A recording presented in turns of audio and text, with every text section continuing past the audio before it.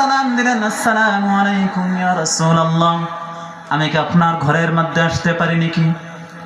ওই সময় আমার নবী বিশ্ব নবীর কাছে হযরত আয়েশা সিদ্দিকা রাদিয়াল্লাহু তাআলা আনহা আমার নবী বিশ্ব নবীর কাছে বসা ছিলেন। আমার নবী বিশ্ব নবী আয়েশাকে ডাক দিয়ে বলেন, আয়েশা রে, যাও যাও যাও, তুমি পর্দার ভিতরে চলে যাও।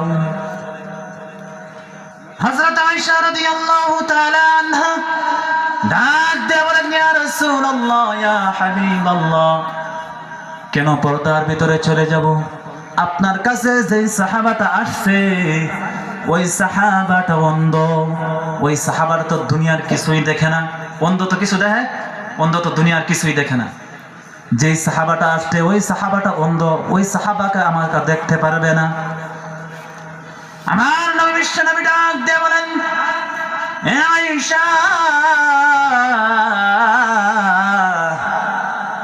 আমি জানি আমার কাছে যে সাহাবাটা আসছে ওই সাহাবাটা অন্ধ, কিন্তু যেই সময় নাকি ওই সাহাবাটা আমার কাছে আসবো, তুমি আয়েশা যদি আমার কাছে বসা থাকো, আমার ওই সাহাবা তো তোমাকে দেখবে না, কারণ তুমি আয়েশা তো ওই সাহাবাকে দেখে ফেলবা।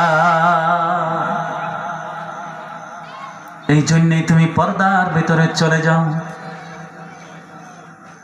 কারণ এই সাহাবা অন্ধ, ওই সাহাবা তো তোমাকে দেখবে না, কারণ তুমি তো অন্ধ না, তুমি তো ওই সাহাবাকে দেখে ফেলবা, ওইটাও পর্দার খেলাফ হয়ে যাবে।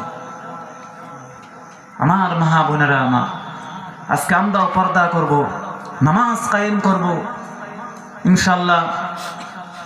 আমরা যা আছি আমরা ইনশাল্লাহ আজকের থেকে সবাই 5 ওয়াক্ত নামাজ কায়েম করবো ইনশাল্লাহ। সবাই করবো তো? আল্লাহ রাব্বুল আলামিন আমাদের সবাইকে তৌফিক দেখ, সে করে বলে আমিন।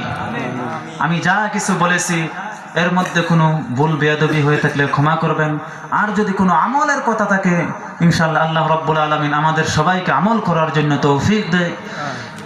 ওয়া আখিরু দাওয়ানা আনিল হামদুলিল্লাহি রাব্বিল আলামিন।